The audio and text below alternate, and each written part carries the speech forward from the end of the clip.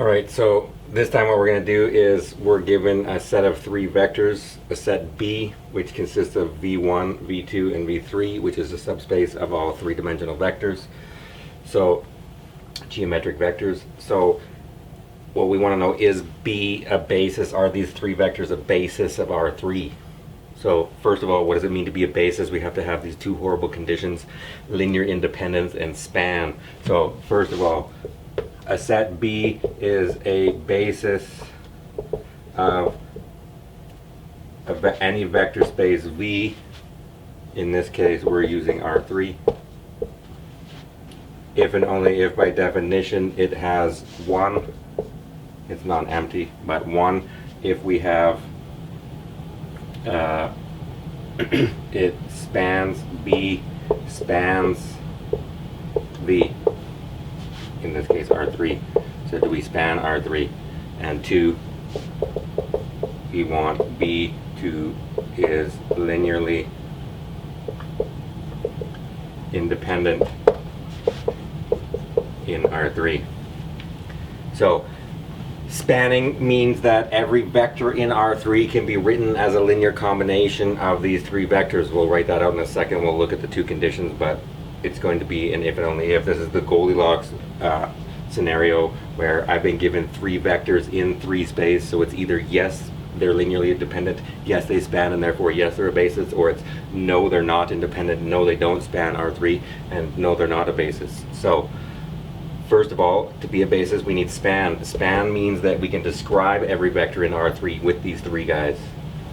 And then linear independence is going to give us uniqueness of this. Basically, a basis is a way of uniquely describing every vector in three space with just these three guys, 1, 2, V1, V2, V3, if they're a basis. That's what we're trying to do with a basis. So let's look at these two definitions again one more time. What does that mean?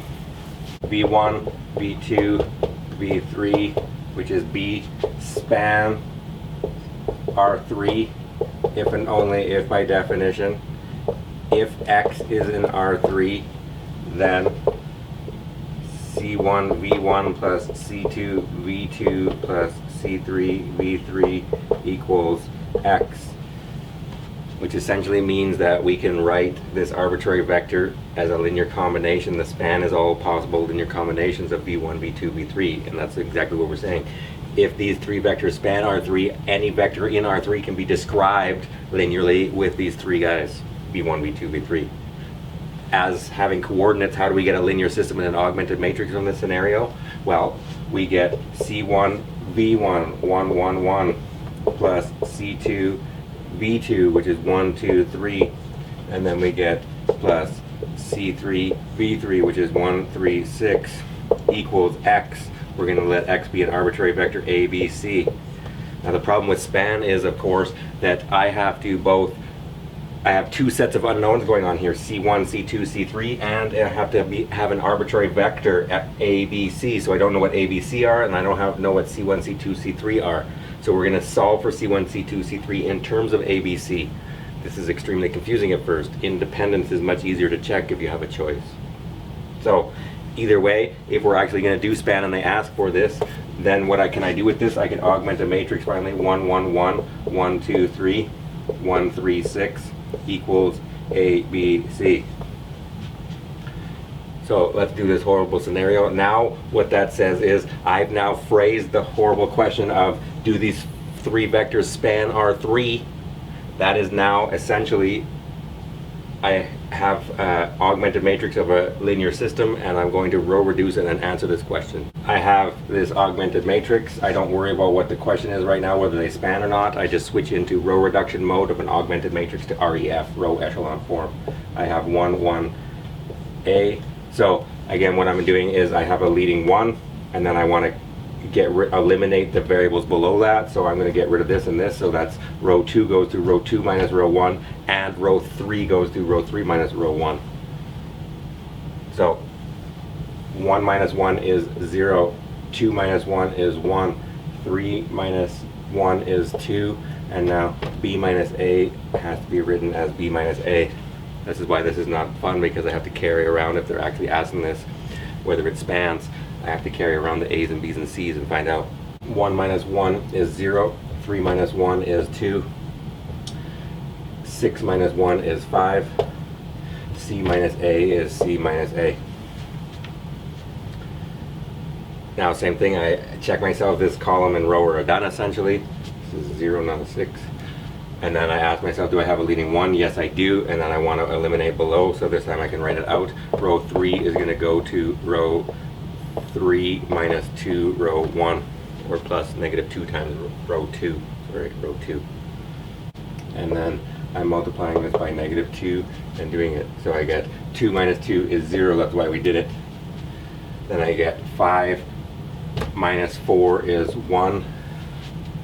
And then I get C minus A minus 2 times B minus A. So let's work that out on the side, and then we'll put whatever this outcome is in there. I have C minus A minus 2B plus 2A. So these ones cancel, and I get C plus A minus 2B.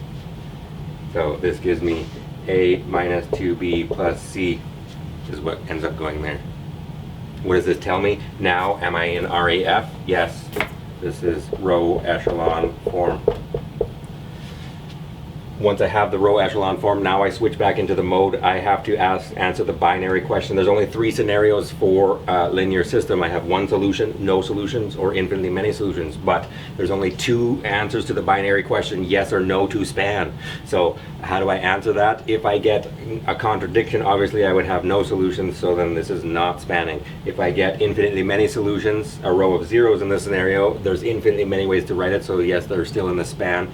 But if I get a unique solution, which is exactly what this is, then I'm also going to say yes to span, because there's a unique way to write everybody as a linear combination. We'll do that in a second. So in this mode still, I'm in RAF, and what do I have in the last row? I see that this says C3, 1 times C3 is actually equal to A minus 2B plus C. Then I can actually explicitly solve. This says C2 plus 2C3 equals B minus A, the second row. So that says C2 equals B minus A minus 2C3. C3 is what? I can put C3 in here. So 2 times A minus 2B plus C. So C2 is B minus A minus 2A plus 4B minus 2C. So C3 is equal to A minus 2B plus C. C2 is equal to, what did we get? Negative 3A plus 5B minus 2C. And then in the last row, it says C1 plus C2 plus C3 equals A. So that means C1 equals A minus C2 minus C3, which is A minus C2 is negative 3A plus 5B minus 2C minus A minus 2B plus C, which is a hot mess, which is equal to A plus 3A minus 5B plus 2C minus A plus 2B minus C. If I did that correctly, I just erased it, now I can't tell. If there's an error, find my error. There might be calculation errors. You'll see in a second, it should work out. So what did that give me? Equals, those two A's cancel. I have 3A, and then I have negative 5B, and 2B is negative 3B. And then I have 2C, and negative C is plus C. So C1 is 3A minus 3B plus C. So the moral of the story is there's a unique solution, so yes, they span. That seemed quite horrible. If you have a choice in Goldilocks land, if I'm given 3 vectors in 3 space, I don't check span, I check linear independence and say they're linearly independent if and only if they span, therefore if and only if they're a basis. Yes, yes, yes, or no, no, no. So this was yes to spanning, so it's definitely going to be yes to linear independence, and that will be much easier to do. Coincidentally, before we do that, what are these? Where do those go? This was saying C1 times V1 plus C2 times V2 plus C3 times V3 equals A, B, C. Now we have those. That says C1, which is this horrible one, times the first vector, plus C2 times this vector, plus C3 times this vector will exactly equal ABC. So for any vector ABC, now we have a unique way, these coefficients, of writing them as a linear combination of those three vectors. So yes, they're in the span. For independence, let's look at the same thing. Let's phrase that now. We have the same three. I'll leave this up because I'll show you this is going to be awfully similar. Now what we're asking is, are these three vectors v1, v2, v3, which are these three vectors, are those vectors linearly independent? Is what we want to know. Well, by definition what that means is if C1 v1 plus C2 v2 plus C3 v3, that's supposed to be a 2, equals the 0. So if 0 is in the span of those three vectors, then the only way to have that is to have the unique trivial solution C1 equals 0, C2 equals 0, and C3 equals 0. We need the unique trivial solution. If I have that, then I say they're linearly independent. So again, there's only three scenarios for augmented matrix. When I get the REF, there's either one solution, no solution, infinitely many solutions. If I have no solution, no independent. If I have a row of zeros and there's infinitely many solutions, not independent. If I have exactly one unique trivial solution or the zero solution, I say yes, independent. So what does this look like now as a linear system? It looks like this.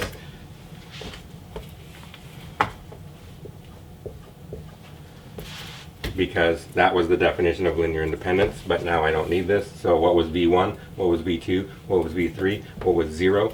This now says 1, 1, 1, 1, 2, 3. The same augmented or coefficient matrix equals 0, 0, 0. Actually, now I was silly, but we can row reduce this again to practice, but you don't really need to watch this. We can speed this up, or you just get to the end. I'll foolishly row reduce this again, but the point will be this is the same coefficient matrix, so the moves will be exactly the same and the zeros don't move. So what do we end up getting? 1, 1, 1, 0, 0, 0. So in the first move I'm going to subtract again. 1 minus 1 is 0, 2 minus 1 is 1, 3 minus 2 is 2, 0 minus 0, gone. 1 minus 1 is 0, 2, 5.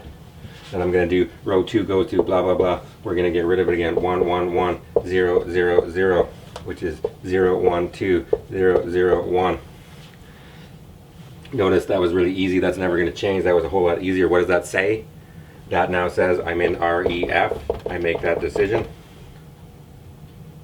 I have a unique solution, and in fact it's the trivial solution. What does that say? C3 is equal to 0. 1 times C3 is 0. Then I have C2 plus 2C3 equals 0, but this is 0. So what does that say? C2 is also 0. And in the last row that says C1 plus C2 plus C3 is 0, but this is 0 and this is 0, so C1 is 0. So what do we have? C1 is 0, C2 is 0, and C3 is 0. So yes, independent. I knew they were independent. It has to be in Goldilocks land. When I'm given 3 vectors in 3 space or n vectors in an n-dimensional vector space, it's either yes, independent, if and only if yes span, if and only if yes a basis, or no, it's not independent, if and only if no, it is not spanning, if and only if no, it is not a basis. In the other 2 cases where I have less vectors or more vectors, they're never a basis, but you have to check the conditions and do these separately. So the moral of the story is, yes, they're independent. That was much easier to check than spanning. And if I'm given 3 vectors in 3 space, it's yes, they're independent, if and only if yes, they span, if and only if yes, these 3 vectors are also a basis.